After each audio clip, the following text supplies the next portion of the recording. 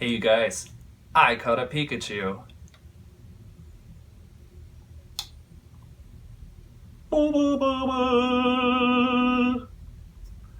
Just kidding. That's a legit Burger King toy from when I was like 10 years old. It's coated in like 10 karat gold, so whoop whoop. Hello to the internet. My name's Craig Montgomery, and we're here to talk about the things that make you ask, who even am I? Today I want to talk about expectations. I've noticed that my expectations of a situation or of a specific person have greatly shaped my personal experience when actually being involved with said experience or person. And that's been something really hard for me to curb over time. And I wasn't very aware of it when I was younger, but I had really high expectations most of the time. I'm a very particular person, so I also had standards that I would be applying to these situations and towards people, which I'll get into that, that would make it kind of very difficult, I guess, for myself and for the other things to enjoy the experience, because I just had so much pre-thought put into how something was supposed to happen or how someone was supposed to be behaving, and it made it really hard to enjoy things, I would say. It made it hard to be spontaneous. It made it hard to find what's called like psychological flexibility to use a big term. But if things didn't end up going the way that I wanted, I would get really disappointed and I'd have a really hard time letting go of that. So then I experimented for a while with just having like no expectations, where I just like didn't put any of that forethought into how I wanted something to go. And I kind of had a big problem with then not caring. I just like didn't have any wants going on inside of my body about that, because I was so concentrating on like removing those expectations and keeping them low and being like, it doesn't matter. I could literally made it to where it didn't matter to me. And I just became a non-acting agent in my own life for a brief period of time, because I was so averse to that kind of circle of disappointment I was creating for myself. And I think it's something that we don't talk about a lot, and that's the things I'm kind of trying to bring to my channel. I'm trying to bring those weird things that shape our lives that we don't talk to our friends about because they're big and emotional, and I don't know why that's so taboo, but it is, and I'm trying to break those rules. What is this? What am I doing? What am I doing? So let's talk pros and cons. Pros of expectations. Planning for the future, building up those goals that I want to work towards are beneficial. It keeps me motivated. It gets me excited. Being motivated and excited creates that energy that I need to go and do something and actually be productive, which makes it so much more likely that something good is going to happen at the end of that road. And the cons would be possible disappointment and pressure, because expectations are directly linked to, the possibility that this thing that you're hoping to happen, not happening, and then mourning that loss. But it also puts a lot of pressure on that situation or the person that you are engaging with for that situation, because whether or not you choose to be open about your expectations, to communicate that openly, we have a way of communicating that even if we do it without words. We're very intuitive as a species, and people can pick up on it. People understand what you're looking for, whether or not you're talking about it. And I mean, sometimes that gets a little confusing for sure. I think something that's been beneficial for me in working through this is accepting that I do have expectations. I have standards. I have things that I want out of life. And it's okay for me to have those expectations. So I give myself that space to want. But I try and keep aware that those are my expectations, and things aren't always going to go according to plan, and that's also okay.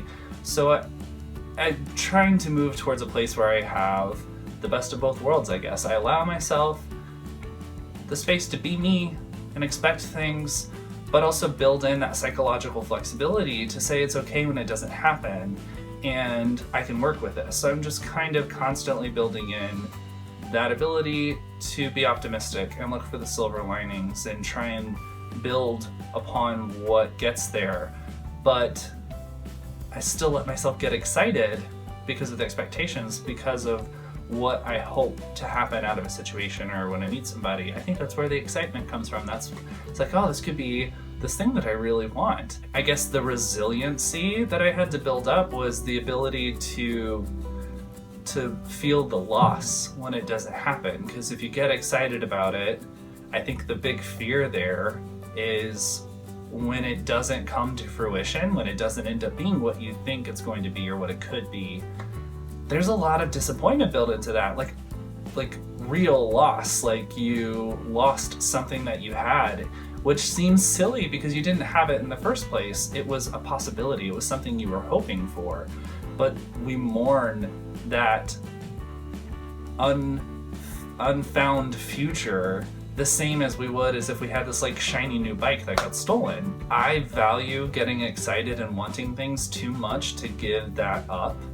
I like being excited. I like living life with fervor. I like going after things. And I think that's worth the cost of dealing with some disappointment if those hopes aren't met. And I think that's just something that I had to figure out for myself. But I think it's also something that was really hard for me to accept. Again, my pretty consistent message is media and the internet make things a little confusing sometimes, and I was not relating with the way that people were dealing with this type of situation and how I was hearing. I was hearing like, oh, just like don't have expectations, like that's the worst. And that just makes me feel so complacent and bored and like nothing good can happen. If something randomly good happens and it's not something that I was like expecting or hoping or building towards, that's always like beneficial, but it's a completely different experience. It's just like, oh, this coincidentally happened. What a nice windfall. But if it's a situation that I am putting my energy into and moving towards, I get that sense of productivity, and when it does come to fruition, it's so satisfying. It's like, hey, I did a thing. So I guess my thing is that, you know, like expectations aren't really bad. I think that there's a way to walk towards letting yourself keep those expectations and the standards so that you can be really engaged with building a life that you want. And a large part of that is putting yourself in an environment that helps you achieve those things. I think a lot of times we're really scared to admit that we're keeping ourselves around people or in specific places, like actual physical environments that are very not beneficial for the things that we're trying to build towards. But I think it's okay to let yourself have those expectations, but to build resiliency, to be able to handle the disappointment, and to work towards being flexible when situations start kind of crumbling or moving away from your picture perfect, to be able to still grasp that opportunity and build upon the blocks that are there once you get there. And so I guess that's kind of what I do. I try and I let myself get excited. I let myself have the expectations, like, ooh, this is what it could be, and that's super cool. But I try not to get too detailed about it. I try not to build up like, okay, I need these things in order to achieve what I want. Because if I let myself get very detail oriented, that's when there are too many facets that can go wrong. But if I let myself have a big picture, like, that's a pretty thing, I like that, I'm gonna start working towards that. And I let myself make like a small little path, like, okay, I need to walk in that direction. once I start working there, I just pick up the things I need as I go. And that sounds probably very abstract, but it works for me. I have no idea if this is coming out well. It's gonna be very interesting to edit this video. Meh. So, what are your thoughts on expectations? Do you think that they ruin situations? Do you have a different way that you like to look at a situation? Because I'm actually curious. This is something that I'm currently exploring and working through, and the more I can talk about it and hear about other people's point of view, the better. I would really, really love to hear your thoughts. If you like this video, like it. If you are enjoying my videos so far, please subscribe. I am putting out videos every Tuesday. And as always, take care of yourself.